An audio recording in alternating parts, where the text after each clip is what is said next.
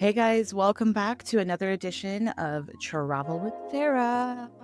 Today, I'm taking you along to Denver, Colorado.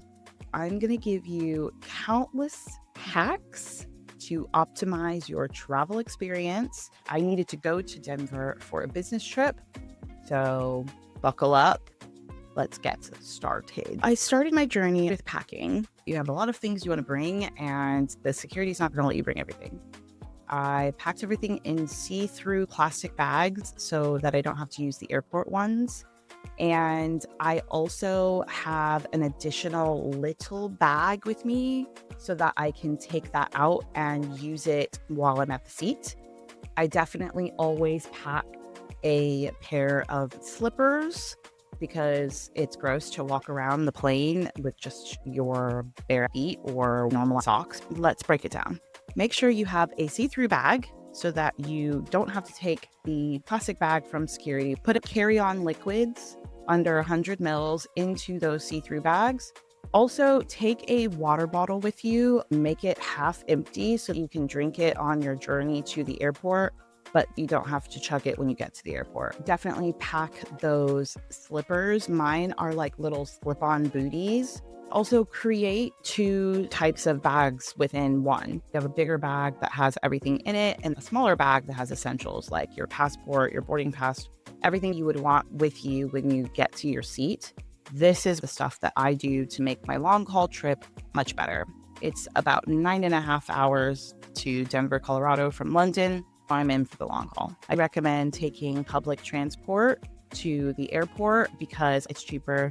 But on the way back, you're able to splurge a little bit more on a taxi. I always have 2 luggage tags on my bag, and I have a lock on my luggage as well. Okay, so getting to the airport, I always make the mistake of wearing boots through security. Avoid wearing boots because you will 100% have to take them off. Most people, if you're wearing trainers, if you're wearing sandals, they will let you keep them on, but I was wearing boots. And I don't know why I do that. I've learned my lesson. At this point, I'm walking through the airport trying to find the Weatherspoons.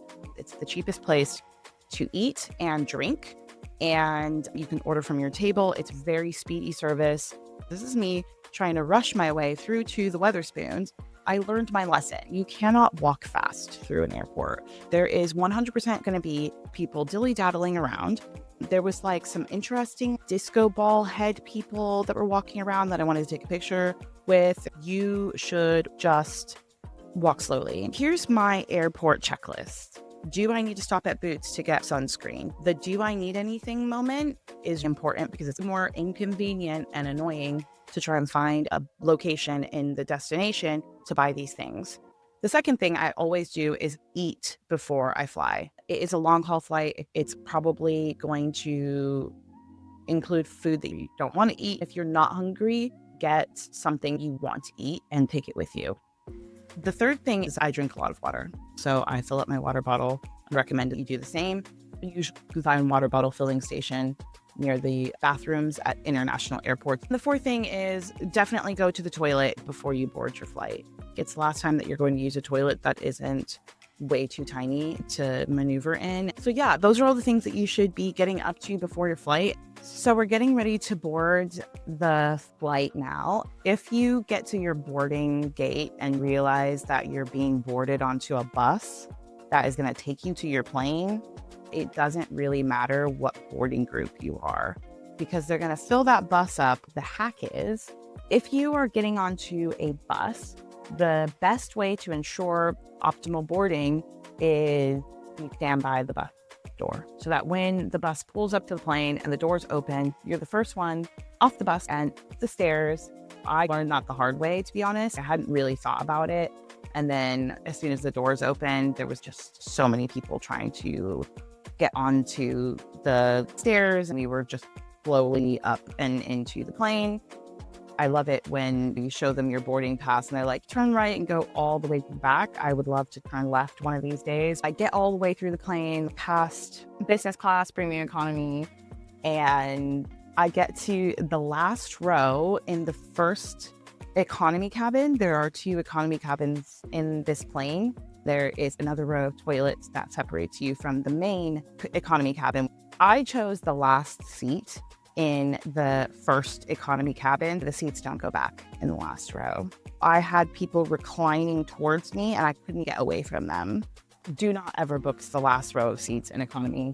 Okay, so now we're on the plane. Takeoff is actually my favorite part. I think a lot of people are either completely indifferent to takeoff and they don't look at it at all, or they're really paying attention to what's happening.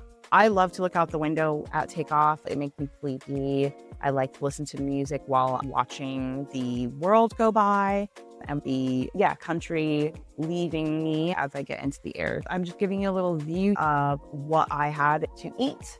So I had the gnocchi and some vegetables. I don't feel like British Airways does a very good job of light food.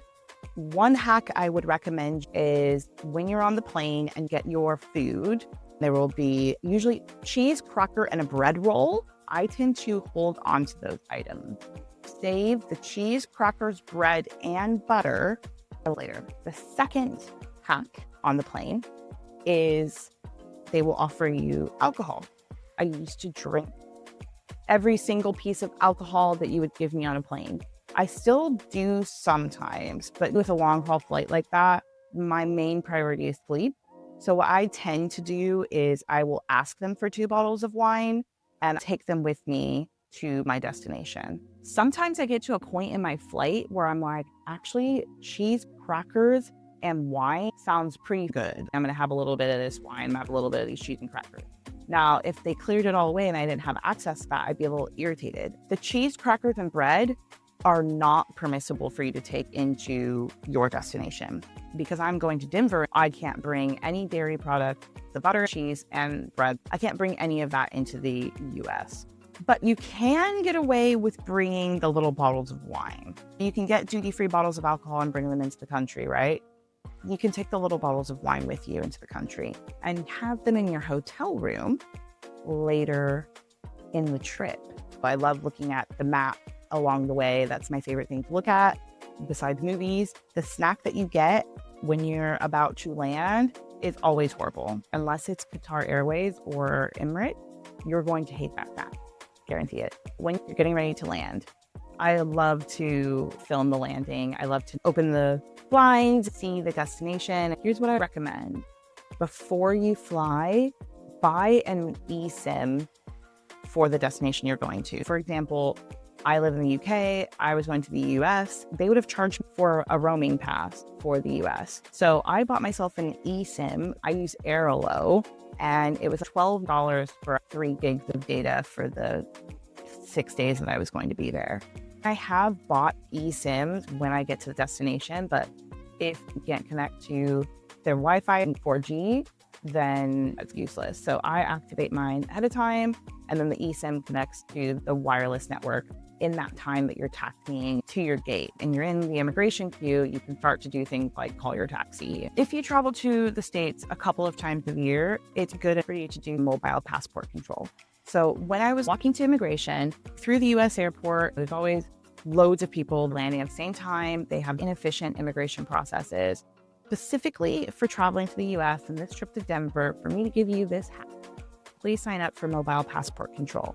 If you are a US citizen, you can sign up and use it immediately. If you are a European citizen or a UK citizen or somebody that is not from the US and you can travel to the US on an electronic visa, an ESTA, then you need to use your ESTA first. So you need to enter into the US on that ESTA at least once before you can use mobile passport control. When I went to the US with my boyfriend in May, it was his first time using his ESTA and he could not use mobile passport control. We stood in an immigration line for 2 hours. Every US airport I have ever landed in the last 3 years has had some sort of immigration inefficiency. Sometimes mobile passport control doesn't get you faster through, but if you're only traveling to the US twice a year, it is worth doing. If you go more than 2 times a year to the US, you should look at things like global entry so that you can then really feel the benefits. As soon as I get into the airport, I'm like, why is the ceiling falling through. US airports are so rundown. As we get through, I realized that one of the people we're with was able to get a booking.com hotel rate that came with a pre-booked taxi. So that's my other hack. Have a little look at whether or not you can get a pre-booked airport transfer included in your booking.com hotel rate. If not, I usually call my Uber while I'm at the baggage carousel. So the next thing is we get in the car, we're on our way to our hotel, we're having a little survey of Denver. We're like, this is what it's like, blah, blah, blah, blah. Great time to get your bearings and figure out how long does the journey take to your hotel from the airport. That's something that you can then keep in mind for when you're returning. The hotel arrival, the check-in is always long, especially in business travel. Of course, I had to do an obligatory little hotel room tour. It was a very standard business travel hotel room in terms of it just having a king-size bed, which was extremely comfortable, a desk, which I did not use at all, and a nice high-pressure shower. The hack that I have for you if you're traveling to the US transatlantically is that when you get to your destination, drop all of your stuff off at your hotel and immediately go out. Do not shower, do not rest, do not do any of that. Go have dinner somewhere. Even if it's down in the lobby, you should eat and then go to sleep. It will help your body adjust to the jet lag. Trust me. And it will help you not wake up in the middle of the night starving. Then you're in your destination and you have a great time. So I was there for a conference. I was also able to see a friend of mine that lives in Denver. Definitely get out into the city as early as you can the next day. Bonus points if you find a rooftop bar or restaurant. I wanted to go and sightsee a little bit in Denver. We ended up seeing this beautiful amphitheater and we went on a hike. And I didn't want to rent a car for the entire time. So I did Zipcar. I signed up for Zipcar last minute. They approved my license within 4 hours. And the next day we were able to pick up this car and go on this adventure. So I would definitely recommend Zipcar, except for they signed me up for a $9 trial. And there was also an application fee. Work out whether an Uber is just as good as a Zipcar or whether you want the freedom of being able to drive yourself around the destination.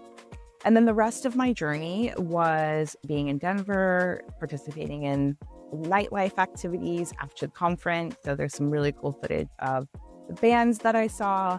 And when I was on my way back, we got our Uber to the airport. Definitely was an experience in itself. Traffic is something that you have to consider when you're flying in the afternoon, US time. If you're traveling in a group of people, someone's bound to have lounge access and you can get into the lounge as a guest. So we got into the lounge as a guest and then we boarded our flight. And this time I went premium economy. So I'll show you the premium economy food, and the experience was better in terms of comfort, the ability to relax. I definitely feel like I wish I would have had it the other way around, where I had premium economy to Denver and then economy back. But anyway, I will show you a little bit of the differences in terms of the seat and the food. The snack when you land is still disgusting. Like, it's just always nasty. I got myself a taxi on the way home. Again, it is so imperative that you book your Uber when you're standing at baggage claims. It takes forever for Ubers to come and get you from Heathrow on the third floor of the parking garage. I was home from my trip after 6 nights away. That was my trip to Denver. Please check out Road Warriors Warehouse for all your travel essentials. If you're a seasoned traveler, I have everything for every season. I hope to see you next time.